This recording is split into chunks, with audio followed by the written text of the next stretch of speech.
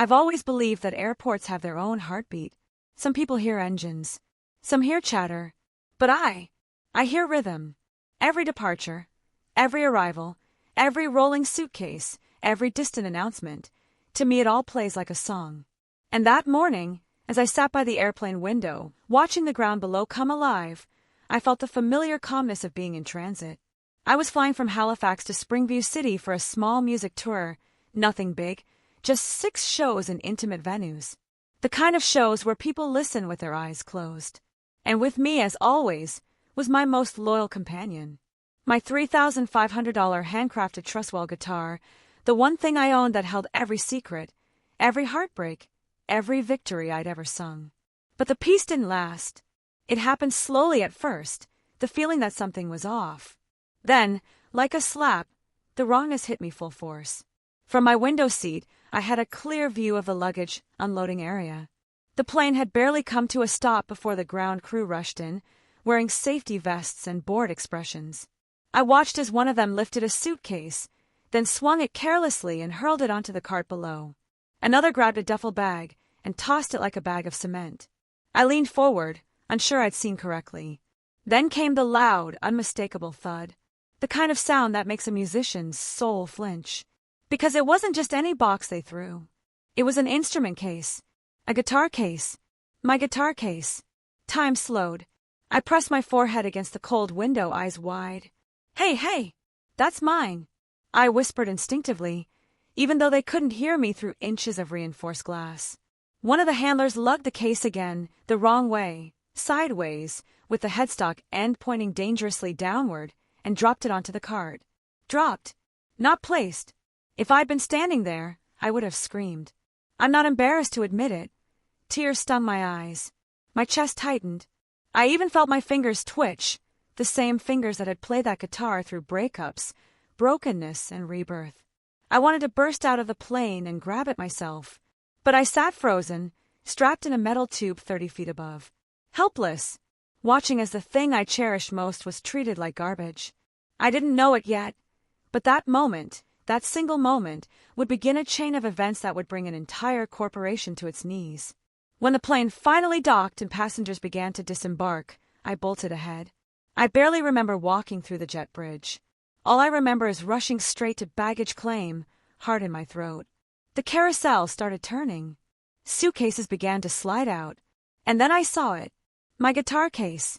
The glossy black curve of it was unmistakable, except it no longer looked glossy, or cared for, or intact. It had a deep dent near the headstock area, as if someone had kicked it. I snatched it up with shaking hands, dropped to my knees right there on the cold tile floor, and unlatched the locks one by one. Click, click, click. The lid lifted, and I felt my world break. The neck of my guitar, my beautiful, warm-toned, honey-colored Trustwell, was snapped clean through. Like a bone. The bridge was cracked. Strings hung uselessly.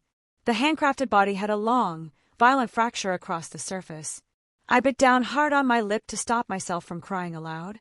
People walked past. Some stared. Some even slowed. But no one stopped. No one cared that the most important thing in the world, to me, lay broken in my lap. A woman pushing a stroller paused.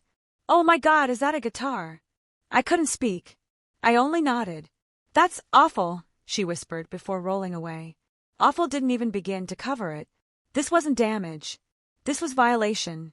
It felt personal, like someone had snapped something inside me. I marched straight to the airline help desk, fury masking my grief. I placed the shattered instrument on the counter. The attendant, a young man with tired eyes, stared at it. "Good heavens! What happened to it?" "Your ground crew threw it," I said through clenched teeth. "I saw them. I want to file a claim immediately." He sighed, the type of sigh that tells you you're about to hear something you won't like. "I'm very sorry, ma'am, but damage to musical instruments is only covered if the claim is filed within 24 hours of the incident." "But the incident happened today," I snapped. "Right now. I'm filing it now." "Yes, but the formal assessment window, sometimes closes before arrival, depending on..." "Depending on what?" "Your mood, the direction of the wind, the fact that you don't want to take responsibility." He swallowed hard. "Ma'am, I understand your frustration, but your system broke my guitar. My voice cracked. It broke more than your guitar. That's what my heart whispered. He looked at me helplessly. I can log the complaint, but I can't guarantee it will be approved. 9 months later, I would learn exactly what that meant. But right then, all I felt was raw, pulsing anger, the kind that makes even the calmest person consider burning the world down. And that is where I'm going to leave you for now. Because trust me, what happens next is not what anyone, including the airline, expected. Before we continue into Chapter 2, please, backhand index pointing right, like this video. Backhand index pointing right, subscribe to the channel. Backhand index pointing right, comment below, and tell me where you're watching from, so you don't miss the moment the tables begin to turn. If you've ever been dismissed before, truly dismissed, not argued with, not disagreed with, but brushed aside like you're an inconvenient smudge on someone's schedule, then you know how I felt walking out of the airport that day.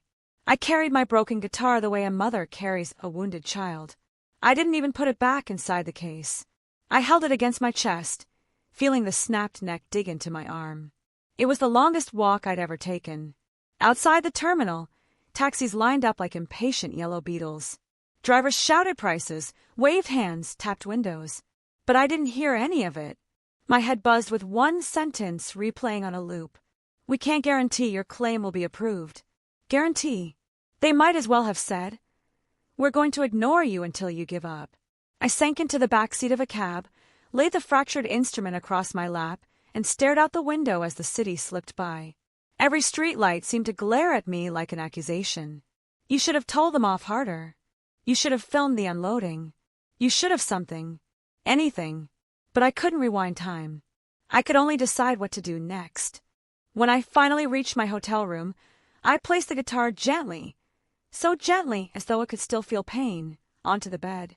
I sat beside it and let myself cry for the first time since the airport. It wasn't just an object that was broken. It was my momentum, my tour, my work, my voice. That guitar was the reason I was booked for the shows. Without it, I was just another singer with a cracked dream. After letting the anger settle into something quieter, something sharper, I picked up my phone and called the airline's customer care line. I wasn't expecting much, but I needed to hear it from someone with authority. The wait time was 57 minutes. 57 minutes of looping piano music that sounded like it had given up on life. Finally, thank you for calling AirBridge Aviation. My name is Dana. How may I assist you today? I took a deep breath. My guitar was destroyed by your ground crew today. I want my claim processed immediately. There was clicking on the other end, the bland sound of someone searching for a script to read. Ma'am, I understand your frustration, but according to our policy, claims must be filed within 24 hours of the incident. If the assessment window closed while you were in flight, it broke today. I snapped. I watched them throw it. I'm very sorry, ma'am, but without a completed in-window assessment, the claim may be considered invalid. I didn't shout. I didn't curse. But my silence must have said everything, because Dana cleared her throat nervously. You can still submit the claim, of course. It just may be challenging. Challenging. Corporate language for impossible. The next day, I flew back home, guitar case on my lap the entire flight, and immediately filed the claim online. The response arrived 3 days later. We regret to inform you that your claim cannot be processed as it falls outside the valid reporting window. I appealed. Denied. I submitted photographic evidence. Denied. I requested a supervisor review. Denied. I emailed customer service directly. No response. I sent a registered letter. Ignored. And so began the 9-month cycle. 9 months of repeating myself. 9 months of being transferred from one department to another. 9 months of reading copy-paste apologies that felt like being patted on the head. After one particularly infuriating phone call, where a representative suggested the damage might have been pre-existing, I snapped. I told her very calmly, I have played this guitar for 10 years. I know every scratch, every mark, every note it has ever made. Do not insult me. She replied with the dead tone of someone who had stopped listening the moment I said hello. We are sorry for the inconvenience. Inconvenience. Breaking my career was an inconvenience. Somewhere around month 7, I began to feel something shift inside me. Something cold, something determined. They weren't just ignoring me. They were counting on me to give up. Me. A woman who had rebuilt her life 3 times already. A woman who learned to tune a guitar before she learned to parallel park. A woman who had once performed through a fever because she refused to disappoint an audience of 12. Give up. They picked the wrong musician. So one night, while staring at that ruined instrument leaning against my wall, I whispered, "You took my guitar. Now I will take something from you." I didn't know exactly what yet, only that it would be loud. Very loud. And I wasn't going to file another complaint. No, I was going to write something else instead. A song. A truth. A storm. People think revenge starts with rage. It doesn't. It starts with silence. The kind of silence that sits in the room with you, staring at you, waiting for you to stop crying and start thinking.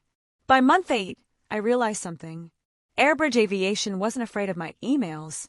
They weren't afraid of my complaints. They weren't afraid of my calls. Why would they be? To them, I was just a ticket number. A case. Another problem to delay until it dies. But there was one thing I knew how to do better than any airline, any corporation, any boardroom full of executives. I knew how to make noise. Not angry noise. Not chaotic noise. Beautiful noise. Noise people would want to hear. Share. Sing along to. And maybe, just maybe, use to expose a system built on indifference. That was the night the idea came. I sat on the floor, legs crossed, the broken guitar leaning beside me like a wounded soldier, and whispered, "If they won't listen to my complaint, I'll make them listen to my story." The problem was obvious. My guitar, the one instrument I trusted, was dead. But revenge always finds a way to live.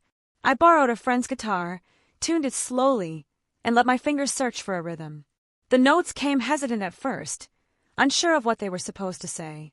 Then, suddenly, as if the universe had plugged a cable into my spine, the melody hit me like lightning, sharp, catchy, almost playful in its sarcasm. A protest wrapped in sugar. Revenge, disguised as a jingle. I grabbed my notebook and the lyrics poured out. They tossed my dreams like dead luggage. Watched him fall without a care. Said the fault was mine for trusting. But I was there. Oh, I was there. The chorus came next. Bold, unforgiving, impossible to forget. AirBridge breaks guitars, and hearts and trust and art. You broke my strings, but not my voice. Now watch me play my part. I sang it once. I sang it twice. I sang it laughing, then crying, then roaring. By midnight, I had the full song. By 2 a.m., I had a rough recording on my phone. By sunrise, I knew what I had to do. Not a complaint. Not a threat. A music video. I called a videographer friend, Leo, who owed me a favor from back when I covered his terrible breakup song with fake enthusiasm. "You want to make a music video?" he asked groggily. "Yes." "Low budget." "Zero budget." "Okay, now you're speaking my language." "What's the concept?" I hesitated, then said the words that made him spit out his coffee. "A protest musical." He was quiet for a beat. Then, "Oh hell yes. When do we start?" We filmed everything in one weekend. Day 1, me sitting on the floor surrounded by broken guitar pieces. Day 2, reenactments of airport workers tossing empty cases like drunk gymnasts. Day 3, me performing the full song on stage in a small community hall with friends pretending to be shocked audience members. It was silly. It was scrappy. It was completely, gloriously unprofessional. But it had something money can never buy: authentic rage mixed with humor. When we finished editing, Leo looked at me seriously. "You know this might actually blow up, right?" I shrugged, though my heart raced. "I just want them to hear me." "Oh," he said quietly, "they'll hear you." I uploaded it to YouTube with a simple description. A true story. A broken guitar. An airline that didn't care. Let's see who listens now. I clicked publish. And for the first 24 hours, nothing happened. A few friends shared it. A couple of strangers commented, "This is gold." It had maybe 300 views. But then, on the morning of day 3, the algorithm blinked. Someone influential shared it on Twitter. Then a blogger wrote an article about it. Then a small local TV station reached out. Then a travel columnist reposted it. By the end of the week, the view count passed 150,000. And that's when AirBridge Aviation finally called me. A number I didn't recognize flashed across my screen. Corporate area code. I answered. "This is Elaine from AirBridge Aviation," a tight voice said. "We've seen your video. We'd like to discuss compensation and request that the video be removed." I smiled so hard my cheeks hurt. "Compensation," I repeated sweetly. "That's nice, but I'm afraid that won't be possible." "Why not?" "Because," I said, leaning back in my chair, "the song you heard? That's just part one." Silence. Then the voice tightened even more. "Part one?" "Yes," I said. "It's a trilogy." Her gasp was delicious. And that was the moment I realized something. I had their attention now, and I wasn't done singing. When a storm begins, you don't always notice it at first. Sometimes it's a shift in the wind, a change in the air pressure, a quiet rumble, so distant you think you imagined it. That's how the viral wildfire began. Not with an explosion, but with a vibration. My phone started buzzing at 6:12 a.m. One notification, then 3, then 7, then 20 in a row. At first, I thought something was wrong, some glitch, some error. Then I opened my phone. 14,903 views. That was impossible. Yesterday it was barely crossing 1,500. I refreshed. 15,622 views. Refreshed. 16,110 views. The numbers were climbing like ants on spilled sugar. My hands shook. I checked the comments. "Fire, fire, fire, this is hilarious and sad. Share this. AirBridge should be ashamed. Girl, this is iconic." And then one that made my breath catch. "Hi, I'm a reporter with the Daily Herald. Would you be open to an interview?" I stared at the screen. "A journalist? For my little revenge song?" I typed back. "Yes, absolutely. Anytime." 5 minutes later, another message arrived. "CNN Travel would like your permission to use a clip from your video in tonight's segment." I nearly fell off my chair. By noon, the view count had crossed 100,000. By 3 p.m., it hit 150,000, the threshold that apparently triggered AirBridge Aviation's panic nerve. Because that was when my phone rang again. Same corporate area code, same strained tone. "This is Pamela from AirBridge's public relations team," the voice said. Smooth. Over-practiced. Desperate. "We'd like to offer full compensation, a public apology, and additional goodwill credit if you agree to remove the video." I let silence stretch, just long enough for them to sweat. "Pamela," I said kindly, "you had 9 months to do the right thing."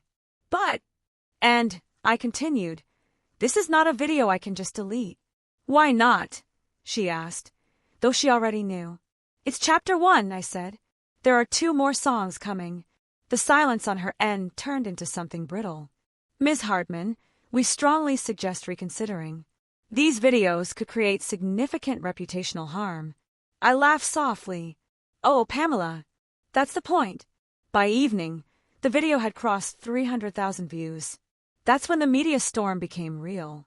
News anchors across different states reported on the singer exposing airline negligence through music. Radio hosts played clips between segments. Podcasters debated the ethics of luggage handling. And then the domino that changed everything fell. A heavyweight journalist, someone with millions of followers, posted, "This is the funniest, boldest corporate call-out I've ever seen. AirBridge, what are you doing?" Attached was the link to my video. Within an hour, the view count jumped to 500,000. Within 2 hours, 700,000. By midnight, it was at 1.2 million. And my inbox? Chaos. TV stations. Morning shows. Podcast invitations. Emails from strangers thanking me for saying what they were too powerless to. One message stood out. "I'm a former AirBridge employee. Everything in your video, 100% accurate. If you ever need an inside voice, let me know." I sat back, stunned. The story wasn't just going viral. It was cracking something open. The next day, I walked into a local TV studio for my first live interview. The host was warm, bright-eyed, practically bubbling. "You've become an overnight sensation," she said. "Did you expect this?" I smiled. "I expected to be ignored," I admitted. "I didn't expect people to care." "What made you record the song instead of taking legal action?" I looked into the camera, straight into the eyes of every viewer, and said, because sometimes corporations hide behind policies, but they can't hide from the truth when it's put to music. The host grinned. The producer gave me a thumbs up, and my phone buzzed nonstop in the green room. Another message from AirBridge. We respectfully request a meeting to discuss a mutually beneficial resolution. I stared at it. Mutually beneficial? They still didn't understand. This wasn't about money anymore. This wasn't about a broken guitar. This was about power, and the people who thought my voice didn't matter. Well, they were hearing it now, and I was only halfway done. There's a specific kind of fear corporations feel. It's not fear of lawsuits. They have lawyers for that. It's not fear of customers. They assume we'll forget. No. The fear that truly shakes them is loss of control.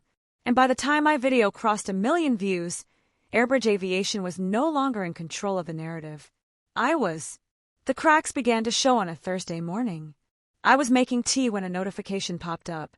Hashtag AirBridge breaks guitars is trending. Trending. I opened social media. The tag wasn't just trending. It was on fire. Memes. Parodies. Other musicians sharing their own horror stories. Passengers revealing photos of broken strollers, shattered laptops, battered suitcases.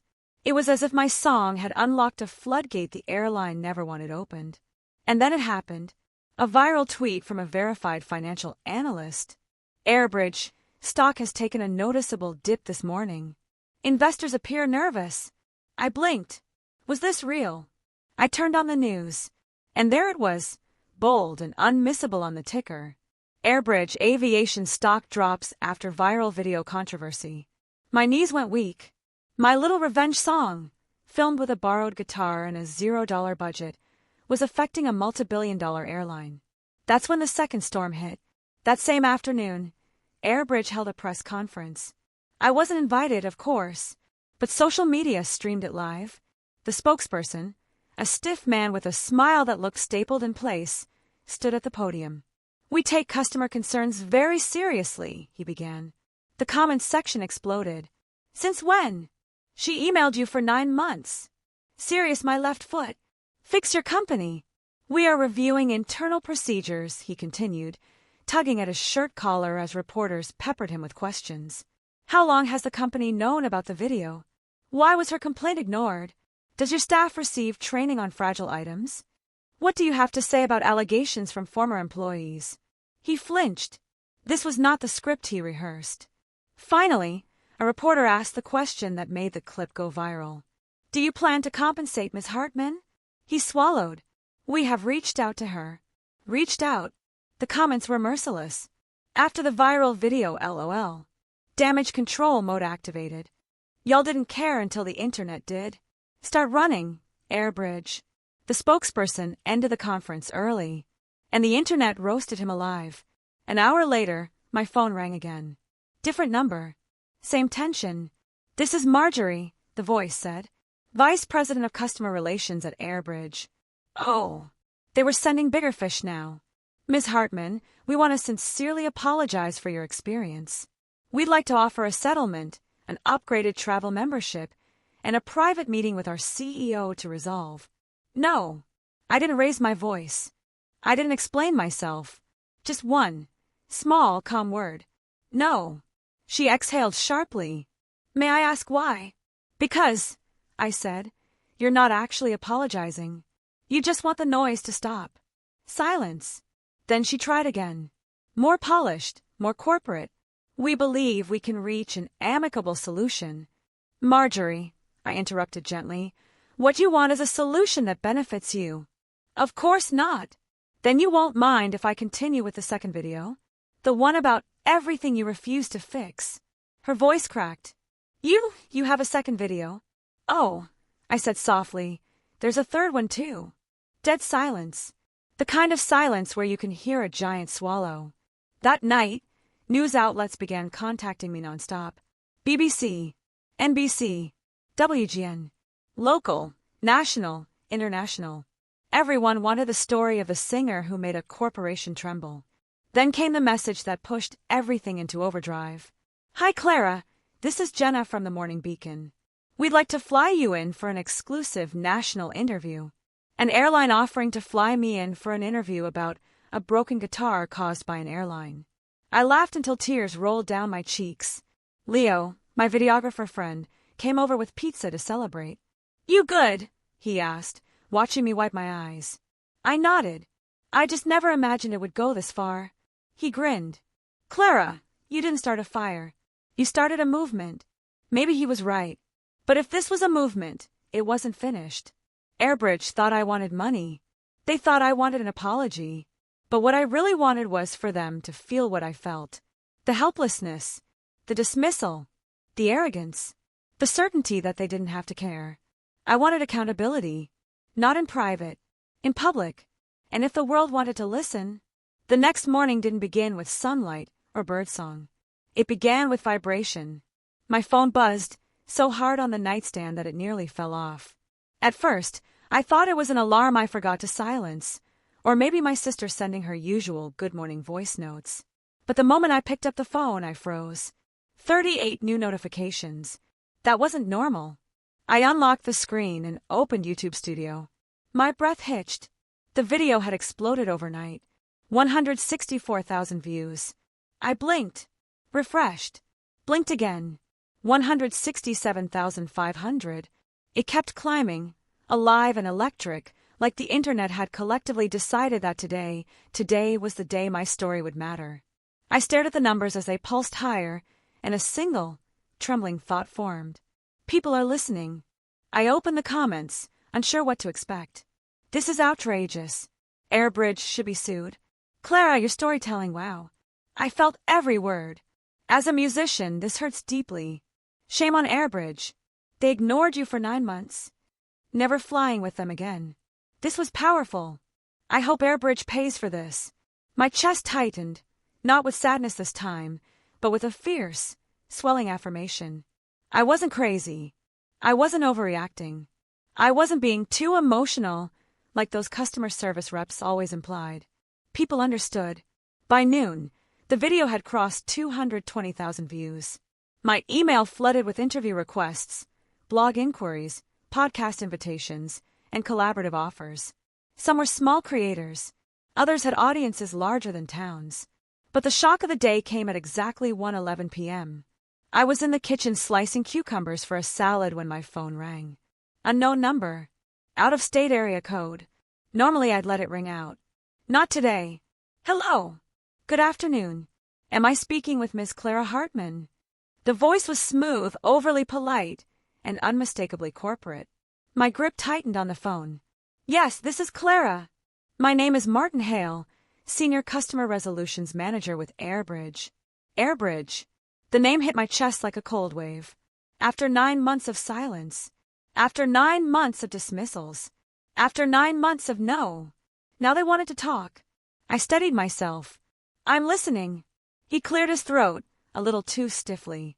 We've recently become aware of your online content. The video has generated significant engagement, and we'd like to resolve the matter swiftly. Resolve.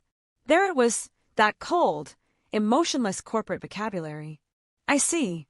We are prepared to offer full reimbursement for your damaged guitar, he continued. Additionally, we'd appreciate your cooperation in removing the video. We believe ending this misunderstanding benefits both parties. Misunderstanding? I nearly laughed, but instead, I let the silence stretch long enough for him to feel it. Finally, I said softly, Mr. Hale, I gave AirBridge 9 months to resolve this. I emailed. I called. I begged. I even pleaded for someone, anyone, to treat me like a human being. He said nothing. And now, I continued, you only care because the world is paying attention. That's not accurate, he insisted. The video creates an incorrect perception of our customer care process. I didn't create a perception, I said. I told the truth. He inhaled sharply. A controlled, frustrated inhale. Will you take the video down in exchange for compensation? He asked. No. A long pause followed. No, he repeated. No, I said again, calm and steady. Because that video isn't the end of the story. His voice sharpened. What does that mean? It means there's more coming, I said. Part 2 is nearly ready, and there will be a part 3. He was silent for several beats. Then his tone shifted, less polished, more alarmed. You're planning a series about this? Yes, I replied. AirBridge gave me months of material. Ms. Hartman, I urge you to reconsider. No, I said again. This isn't about money anymore. It's about accountability.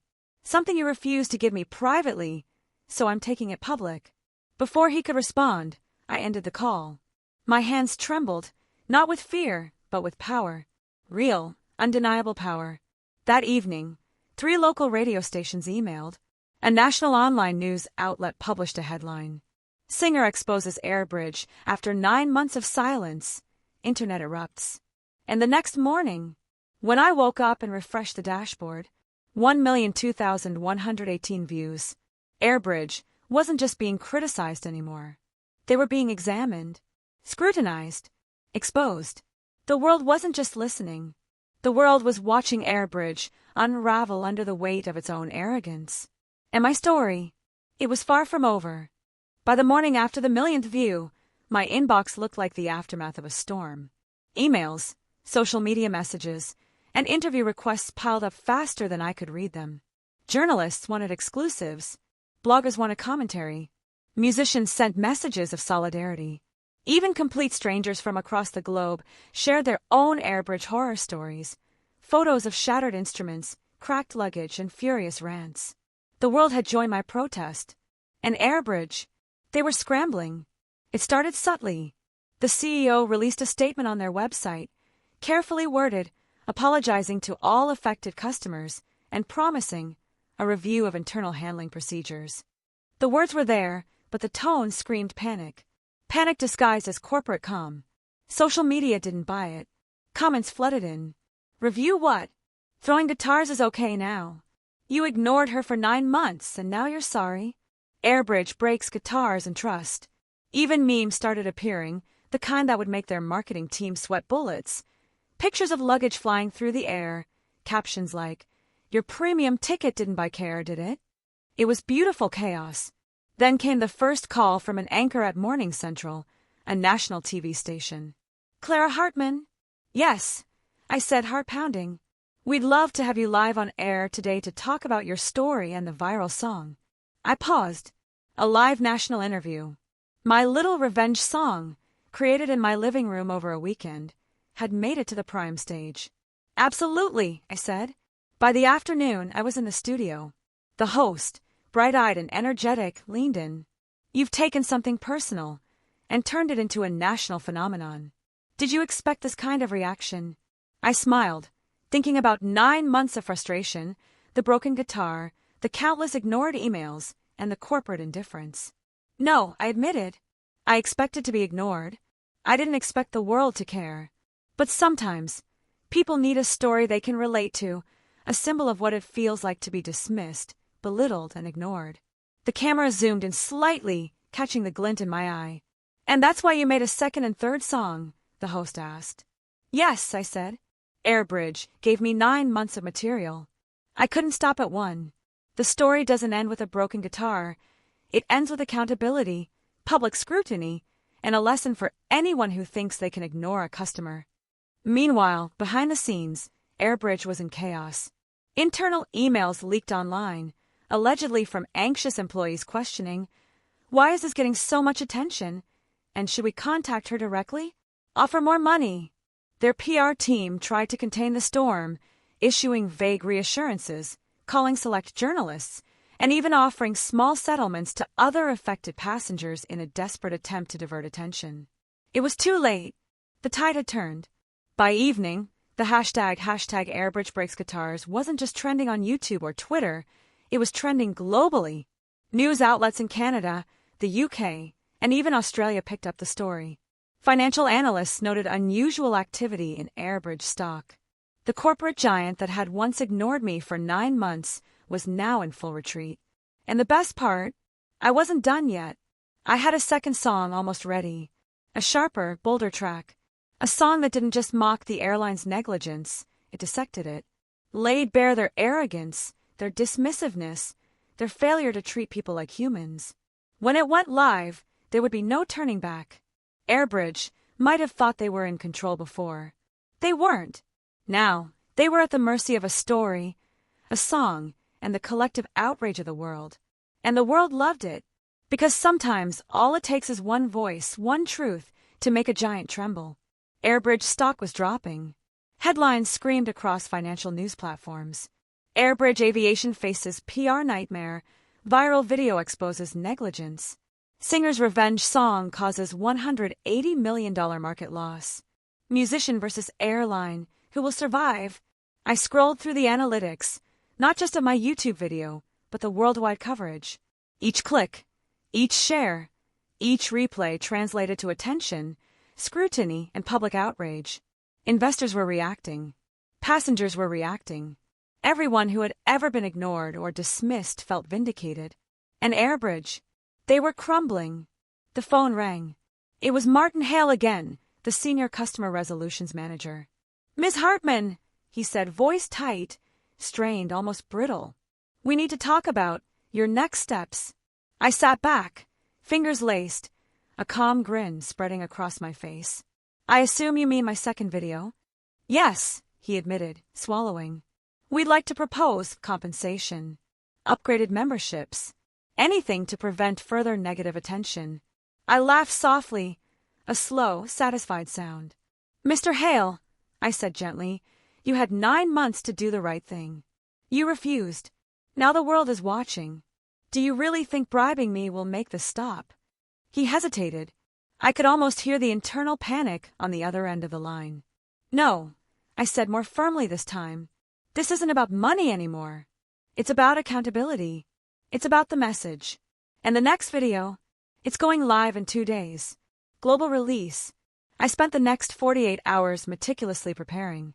This wasn't a scrappy protest anymore. This wasn't just a song. It was a statement. The second video opened with real footage. AirBridge luggage handlers tossing cases carelessly, passengers watching in disbelief, interviews with other victims of broken items. Then came me, center stage, guitar in hand, borrowed but perfectly tuned, singing words that were sharp, biting, and unforgettable. Policies that hide behind desks. Excuses filed in neat little nests. We trusted you with what we love, but AirBridge breaks more than gloves. The chorus hit like a hammer. AirBridge breaks guitars. AirBridge breaks trust. You ignored our pleas. Now feel the world's disgust. By the time the video ended, the world knew exactly what AirBridge had done, and the corporate world began to pay. By morning, the numbers were staggering. 1 million views in 12 hours. 3 million by 24. Shares across continents, translations, articles, interviews. AirBridge couldn't hide, they couldn't spin, they couldn't buy silence anymore. Financial analysts were in shock. Tweets from investment experts highlighted a 10% drop in AirBridge stock value. Headlines quantified it. $180 million wiped out in 3 weeks due to viral musician protest. The airline's internal meetings were reportedly chaotic. Emails leaked to the press. Stress, panic, blame games. Executives pointing fingers at operations. PR scrambling to contain the tide. Legal teams preparing for potential backlash. All of it because they chose arrogance over empathy. And then came the third video, the final chapter. I released it strategically, the day after the stock drop, at prime social media hours. This wasn't just a song anymore. This was a full-blown narrative, telling the story of neglect, incompetence, and corporate hubris from the perspective of every person who had ever felt powerless against a giant. By the end of the week, AirBridge had done something remarkable. They finally contacted me, truly humbled, not with rehearsed corporate phrases, but with sincere apologies. "We understand, Ms. Hartman," the CEO said during the call. "We underestimated you. We underestimated the public. We owe you accountability, not compensation." And that was it. I didn't need a refund. I didn't need a replacement guitar. I had something far more powerful, the world listening, and a giant force to learn that neglect has a price, one measured not just in dollars, but in reputation, trust, and respect. By the end, the lesson was clear. One person, armed with truth, creativity, and persistence, can hold the seemingly untouchable accountable.